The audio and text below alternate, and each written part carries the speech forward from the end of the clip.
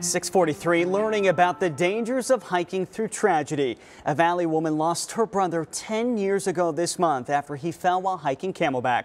Since then, she has made it her mission to educate and inform as many people as she can to make sure no one knows the pain that she and her family have lived with for the past decade.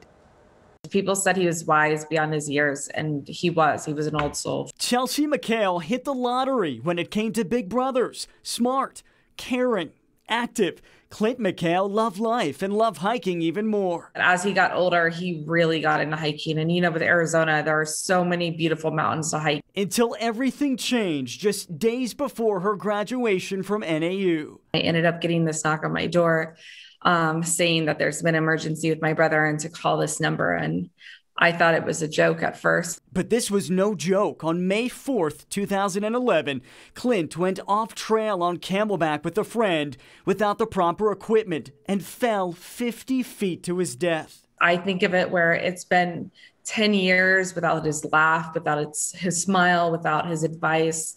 So it's definitely harder coming to this 10-year mark. It helps me to not only keep my brother's memory alive, but also to help prevent another family from going through this. But in those 10 years, Chelsea has been busy working alongside the city of Phoenix, Valley firefighters, even going undercover with me at Arizona resorts to see what exactly they were telling tourists about the dangers on our trails. It was part of a special we did in 2017. I find that so admirable because I think that so many people in this situation could just roll up in a ball with their grief. And that would be totally understandable.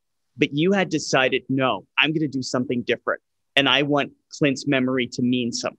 His death was so preventable. It shouldn't have happened. He shouldn't have been going off trail. He shouldn't have been climbing without safety equipment. But he was such an avid hiker. He was so in shape. He knew that mountain.